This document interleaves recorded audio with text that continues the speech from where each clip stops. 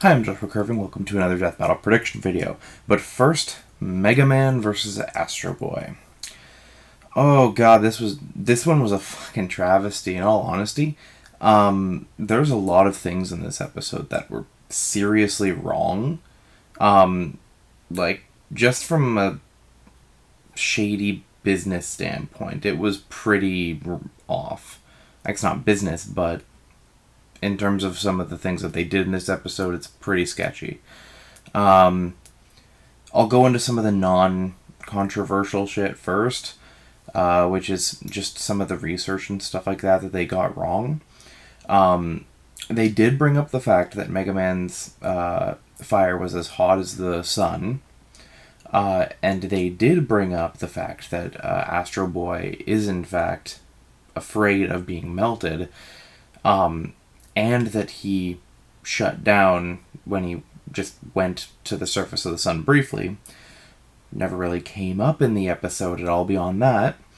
But not only that, but when he survived it at all, that was in a non-canon what-if comic. So using that as proof that he would be able to survive it is already incredibly flawed. Not only that, but they excluded some of his more major items that could have helped him. Like absolute zero ice. Astro Boy has no counter for that. They were blatantly ignoring a lot of major calculations throughout the entire fight, except when it convenienced them. And this is flawed because I know they were given those calcs that they should have had. I talked to the researchers and stuff like that almost daily, and I know that the calculations that someone did were given to them. So this is already pretty sketchy where they're going through these calculations and it almost seems like they're just selecting the ones that they want to make a result. They ignored any of the calculations saying that Mega Man was faster than light. They even lowballed some of the calculations that for Astro Boy, giving him some of his lesser ones just so that the characters wouldn't seem as fast, I guess. I don't know. And then just even strength, they toned down some of the calculations that they did have included. For example, the castle lift, they said it was, something like 6,000 tons, which is absolutely ridiculous. The person who actually calculated it said it would be about over almost 1,000,000 tons. It's huge how much they lowballed it. They would have to have changed the density in the calculations to that of table salt. So there were other things too that they did. In addition, though, saying that castle weighs less than a boat. Just say that to yourself. This castle weighs less than a boat, and you're already on some sketchy territory. Now, one of the bigger things that happens in most death battles is that the animation is off, whatever, result is wrong, but you can still sit down and you can enjoy the animation. For this, the animation was pretty, but there were quite a few things just inherently wrong with it already. The biggest one is actually, I'm not sure if plagiarism is the word. There is a part, honestly the coolest part in the episode, ironically, where they have the metal saws get thrown back and Mega Man is stuck to the wall, and then he ends up shooting the explosive at Astro Boy, who redirects it. It's time stop, and just that scene from the point where Mega Man had the saw in him, with the exception of the black hole being fired. That's the only thing that was added, and it's identical to a Newgrounds animation several years ago. I believe it was called Mega Man vs. Quickman, I think. I'll have to check that later. But it was copied pretty directly, like almost shot for shot. So I know there's referencing, and usually referencing would only be done for more major release stuff, but then there is copying, and that is a concern. I like that's not okay for them to do. It's a show that makes profits. They can't be copying things off of people. I don't know. I'll probably put the animation that I'm talking about in the description, so you can see for yourself how similar it is, and you can decide for yourself whether it's a reference or straight up plagiarism. Other than that, the animation, I think it was just weird to me how the first 50 seconds of the fight are literally just Mega Man shooting projectiles and Astro Boy dodging or blocking them. It was almost uninteresting for the first little bit, because you were just sitting there going, okay, shooting, for about 50 seconds. Just, it's got to be a bit more interesting than that. The animation itself, though, it was good. Like, it was fluid. Though I did notice that the music wasn't as prominent as it has been in past episodes. So overall, this episode was a pretty huge letdown, and a lot of people on the forums are pretty mad about it. So now then, we get to Green Arrow versus Hawkeye, which is a great fight. Honestly, like, this is one that we've been knowing that this was coming eventually. It was just a matter of when.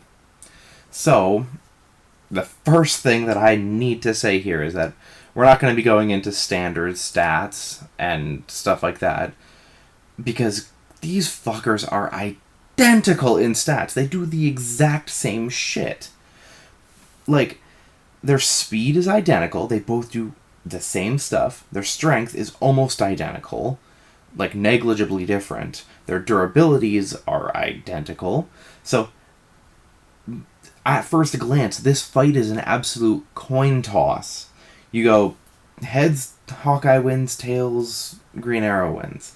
So it takes a bit of a look into it just to even know what the hell to go with. Honestly, like, I can't talk about this fight for too long, because there's very specific things that are even going to be leading to any decision being made. They both shoot, like, guns and, like, people in the face when they're, like, backflipping off a building, falling 40 feet. Like, they both do these crazy, ridiculous stunts with, like, perfect accuracy. They both have, like, crazy draw speeds, and they can stamina for days. Just crazy shit. But in the end, there are several factors here that you have to take into account. Green Arrow was trained in sword fighting by the same person who taught Deathstroke, and he himself has fought Deathstroke with swordsmanship. Not only that, but he has been shown to use a sword and a bladed bow. Meanwhile, Hawkeye served as a good chunk of time as the hero Ronin, I believe. Yes, when he was Ronin, he also gained a shitload of, like, ninja and sword training, but typically speaking, he himself doesn't use a sword as often as his standard kit, so it's more questionable than with Green Arrow as to whether or not he will get it. But realistically speaking, if he did get it, I think Green Arrow would probably have the edge, because Green Arrow not only has fought Deathstroke, but he's also fought a pissed off Batman to a standstill without his sword in hand-to-hand combat. There's also a couple other factors, like Green Arrow has better trick arrows and he has more of them. It's weird to say that they are going to make a difference, because some of them are so goddamn specific, and some of them were used, like, twice. So it's hard to say what they're even going to give him for this. they could give him is just his basic arrows and his most iconic ones, such as the boxing glove arrow, which I think we all know it guarantees that he's going to win, because the boxing glove arrow never misses, always hits. Which kind of brings us to another thing with Green Arrow. He's fought a lot of more high-end people than Hawkeye has. Hawkeye typically kind of keeps within his weight class as far as fighting villains and stuff like that goes, while Green Arrow, he's fought a lot more people like Solomon Grundy and Prometheus, who are crazy powerful people, and he's killed Prometheus and a couple other characters like that. So it's possible that he has experience fighting stronger people more than Hawkeye does. And other than that, there's really not too much else to go on, except the biggest thing in this fight.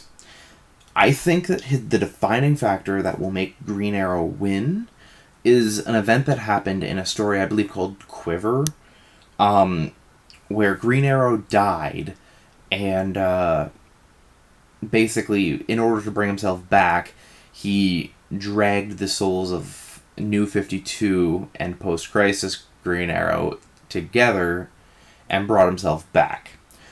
So that means that he actually has like double the experience from what he would normally have, because he combined two different entities into one, so he kind of gained their collective knowledge and such. So it's possible that that could lead to a big experience advantage, which honestly, because these two are so close, that experience advantage might be what seals the deal completely. Honestly, this is a nitpicky fight because it's so goddamn close, it's hard to say. As far as the result goes, if they say Hawkeye wins, I'm honestly not going to be too salty about it, because it's just that close. You can call it whatever you want. I think in the end, though, Green Arrow also wins out in facial hair quality, and as well as having the better wife, because Black Canary is better than Mockingbird any day. That's basically all I've got on this one, though. Oh, there's your conspiracy. Green Arrow's gonna win because it's Movember, and Green Arrow has superior facial hair, so that's why he wins. So I will see you guys next time then, and have a good one. Just keep in mind, the only people that have fucked over Megaman as hard as Screw Attack is Capcom themselves.